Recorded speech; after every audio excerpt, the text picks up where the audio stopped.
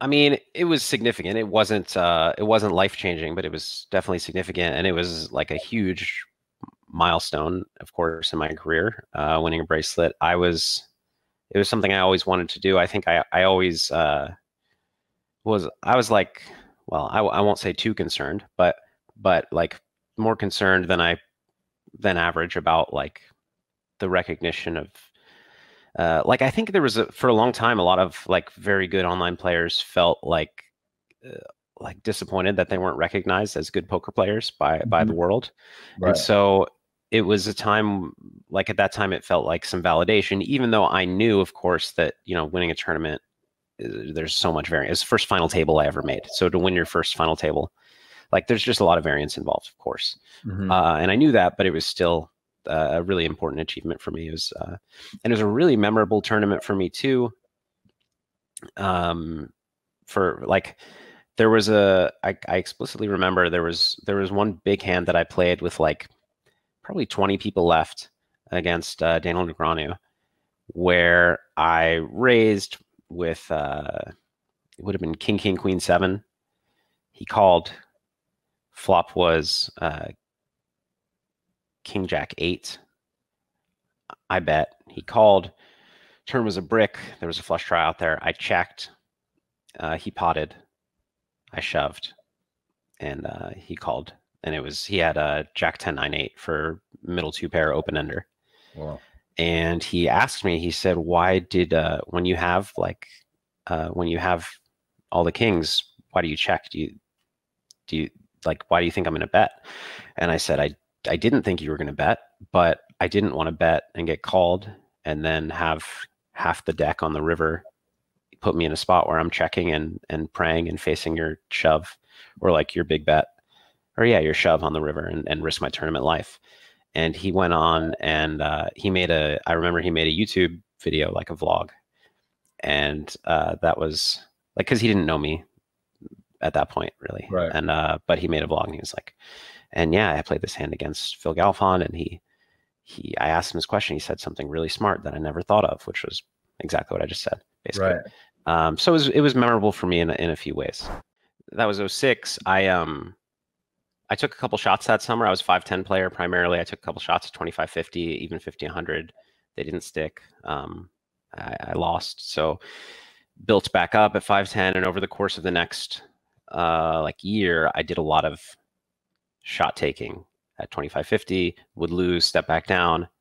Eventually it stuck because by the next summer, I was playing like 100, 200, 200, 400. So that next year, all still no limit. So that next year, I didn't necessarily have an explicit strategy of bankroll management, but the way that I did it was basically I would grind up, more of a roll than I needed for the stakes I was playing, which was mostly 5-10, some 10-20 at that point. Right. And I would take a shot at 25-50 or 50-100. And if it didn't go well, I would go back and grind like a small, like 3 buy-ins, 4 buy-ins. And at this point in poker, were you doing swaps? Were you people buying pieces, or were you pretty much just always doing your own thing? No, at that point, none at all. I didn't really like learn about that until the following summer. Actually, it was the first time that I ever had any like sold action. Mm-hmm. And so over the course of that year, I must have like at some point taken, I don't remember exactly, but taken a shot at 25-50 that stuck, and then taking a shot at 100, 200 that stuck, probably like my second or third try. I remember my first shot at 300, 600 because it was very memorable. I sat down against Phil Ivey heads up. That's a good place to start, 300, 600. Yeah. And it was the second hand we played. He said oversetted me, and I just quit. That was online then? Yeah, on full Immediate reaction. Yeah, it was annoying. Hadn't bought it, planning to leave in a few years. I was at the time that I found out I was playing 1500 3K triple draw on full tilt, and we kept playing. You could keep playing, but someone said something in chat, I think, and then I checked out the website that was shut down. Like you went to the full tilt website, it was shut down, and I don't know, it was really weird. I was on a huge downswing. I was on like, I don't know, a little over $1 million downswing. Shit. which is never fun, but then I had a little bit less money tied up than I would have. But yeah, I was just playing, and it kind of didn't feel real at first. And even after it felt real, I just figured, oh, I mean, they'll figure this out. Like, they're not going to not let us play. I was taking a lot of, shots that would be considered irresponsible, but I would always keep half my bankroll. Like, I would never lose more than half my bankroll in a shot. And then I would just go back down. And there were times in my career where I was like consistently playing 100, 200. And then all of a sudden I was playing 25, 50 again for a while and grinding back up. So I definitely like pushed it for too long in a lot of spots by like normal bankroll management standards, but I always stopped at a point and jumped back down. And I think that worked well for me. And especially at the time, I wouldn't advise it so much now because the skill gap between stakes is so much greater.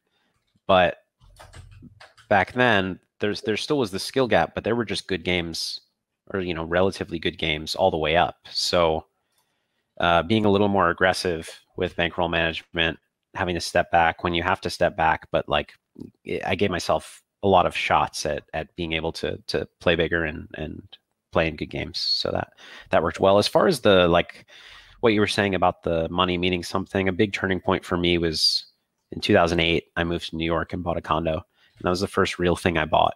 Like I was playing 500 1K before I bought anything at all. Like, and I was living, I dropped out of college, but I was still in my college town with my college friends who never, didn't have any money. So I never felt like, if I had lost it all, I'd be like all my friends. It's fine. I read something that you bought 2 penthouses, or you had a slide from one penthouse to the other. I never heard this. What is this about? Yeah, that's true. So I mean, it was, it's what you said. This is in New York. Yeah. It sounds ridiculous. I need a statement on this, please. What happened? What is it? What do you mean you had a slide in between? So I was looking for a 2-bedroom plus office, and then I was looking for a place that was unnecessarily big, and I couldn't find a lot of good options. And this one building I looked at that I really liked, they didn't have anything big enough. But my realtor said, well, what you could do is these 2 units here, you could get them and combine them into one. And I liked that idea. And it was actually, so I was moving there with a friend from college, and he was going to stay in the other room. And I remember we all went there and looked at the place. We're just looking around at like, okay, so if we did this, where would we put the stairs? We take out the kitchen up top because there are 2 kitchens. And I pretty quickly was like, oh, we should just have a slide here. And it was not totally a joke, but it was not totally not a joke. And then as soon as I said it, I really liked the idea. And so that's what we had: a staircase and a slide. Okay. So there's optional slide. Yeah. Well, that was something you rented or you bought? No, bought. You bought it. Yeah. And that actually was houses in New York. And so the game, man, so this is 2011, business is good. And you just, 2008. Oh, wow. Yeah. And it was a tough time too, because, it was very expensive. And then I put down my deposit, and then before we got to close, the market crashed. Oh, that was exactly during that time. Jeez. And I went from thinking that I was going to put like 20% down to having to put like 60% down because I just couldn't get a loan. They were just like, no, we can't do that anymore. So it ended up actually putting a much bigger dent in my bankroll than I thought that it would. And that's when I started, I don't know, that was when I started caring about the money more.